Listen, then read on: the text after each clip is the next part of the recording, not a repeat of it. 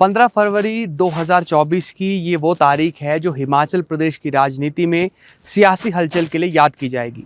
15 फरवरी 2024 ये वो भी तारीख है जब राज्यसभा नामांकन के लिए आखिरी दिन था और 14 फरवरी को अभिषेक मनु सिंह भी कांग्रेस के उम्मीदवार तय हो चुके थे और ये माना जा रहा था कि वो अब निर्विरोध राज्यसभा पहुंच जाएंगे। लेकिन अपने कदमों से और अपने अलग अलग एक्शन से आम जनता को चौंकाने वाली भारतीय जनता पार्टी ने एक बार फिर आम जनता को चौंका भी दिया और कांग्रेस को चिंता में भी डाल दिया। हर्ष महाजन जो कि साल 2022 में कांग्रेस का दामन छोड़ भाजपा में शामिल हुए थे, उन्हें ही भाजपा ने अब राज्यसभा के लिए अपना उम्मीदवार बना दिया है। ये परेशानी बढ़ाने वाला इसलिए भी है क्योंकि हर्ष महाजन की पहचान हिमाचल प्रदेश में एक प्रबंधक के तौर पर की जाती है। कई कांग्रेस के ऐसे विधायक हैं जो खुले मंच पर आकर अपनी नाराज़गी जाहिर कर चुके हैं। ऐसे में ये नाराज़गी भी सरकार के लिए चिंता बढ़ाने का विषय है। अगर हम आपको हिमाचल प्रदेश विधानसभा के गणित को समझाएं तो यहाँ पर कुल 68 विधानसभा क्षेत्र हैं। 68 विधायक हिमाचल प्रदेश की विधानसभा में आते हैं। इनमें से जो 40 विधायक हैं वो हैं कांग्रेस पार्टी के, 25 विधायक हैं भारतीय जनता पार्टी के और 3 हैं निर्दलीय विधायक। निर्दलीय विधायकों की अगर हम बात करें तो कृष्ण लाल ठाकुर जो नालागढ़ विधानसभा क्षेत्र से आते हैं, होशियार सिंह जो देहरा विधानसभा क्षेत्र से आते हैं और आशीष शर्मा जो हमीरपुर विधानसभा क्षेत्र से आते हैं। केएल ठाकुर, कृष्ण लाल ठाकुर और होशियार सिंह ये दोनों ऐसे विधायक हैं जो भारतीय जनता पार्टी से बागी होकर चुनाव लड़े और उन्होंने जीत भी हासिल की। आशीष शर्मा पहले कांग्रेस पार्टी से टिकट मांग रहे थे लेकिन वो भी फिर बागी हुए और उन्होंने भी चुनाव में जीत हासिल कर ली। अब इन 3 निर्दलीय विधायकों का भी अपने आप में रोल बहुत ज़्यादा महत्वपूर्ण हो जाता है। हालांकि जो कांग्रेस पार्टी की विधायक दल की बैठक हुई है उसमें भी ये तीनों विधायक शामिल हुए थे और इसके अलावा इनका सदन में समर्थन एसोसिएट विधायक के तौर पर भी सरकार के साथ है।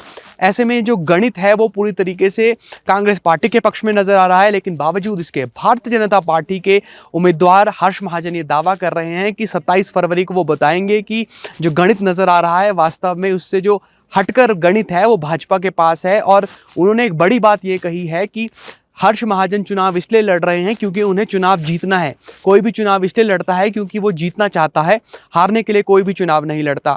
अब जहां पर नज़र आ रहा हो पूरा मैथमेटिक्स कांग्रेस के पक्ष में, वहां पर किस तरह से भाजपा प्रबंधन करेगी ये आने वाले 2 हफ्ते इस प्रबंधन की जानकारी देते हुए नजर आएंगे।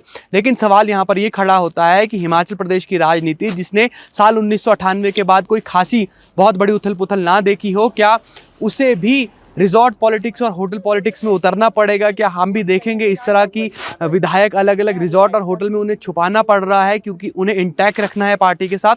ये अपने आप में बहुत बड़ा सवाल हिमाचल प्रदेश की राजनीति में पैदा होने वाला है। साथ ही साथ ये भी दावा किया जा रहा है कि भारतीय जनता पार्टी के संपर्क में कई कांग्रेस के विधायक हैं। हालांकि नाम किसी विधायक का नहीं लिया गया है, लेकिन जो नाराज विधायक हैं वही सबसे पहले भाजपा की हिट लिस्ट पर नजर आते हैं।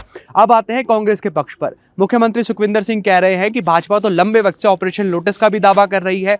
अगर ऑपरेशन लोटस भाजपा कर सकती है तो अब तक क्यों आखिर कांग्रेस के विधायकों को तोड़ा नहीं जा सका है? कांग्रेस के विधायक इंटैक्ट हैं और पूरे 40 के 40 विधायक कांग्रेस पार्टी का साथ देंगे, ये मुख्यमंत्री सुखविंदर सिंह का दावा है। सरकार इसे कहीं ना कहीं एक दबाव की राजनीति के तौर पर भी देख रही है और माना यह जा रहा है कि सिर्फ और सिर्फ ये 2 हफ्ते तक सरकार पर दबाव बनाने के लिए भारतीय जनता पार्टी ने अपना उम्मीदवार राज्यसभा चुनाव में उतारा है। लेकिन सवाल ये खड़ा होता है कि फिर अगर दबाव ही बनाना था तो हर्ष महाजन के चेहरे को आखिर क्यों चुना गया? जिस तरह से मैंने जिक्र किया कि हर्ष महाजन की पहचान हिमाचल प्रदेश की राजनीति में प्रबंधक के तौर पर है। वीरभद्र सिंह के नज़दीकी हर्ष महाजन रहे हैं और हर्ष महाजन से टिकट पाकर ही कई विधायक जो है वो कांग्रेस में चुनाव भी जीते। कई विधायकों की राजनीति बनाने में ही हर्ष महाजन का हाथ है। तो ऐसे में ये देखना दिलचस्प होने वाला है कि क्या वो अपने निजी संबंधों का ध्यान रखेंगे या फिर वो पार्टी लाइन पर ही चलेंगे। खेल पहले भी हो चुका है, हमने देखा है कि हरियाणा विधानसभा चुनाव में अजय माखन राज्यसभा का चुनाव हार गए थे।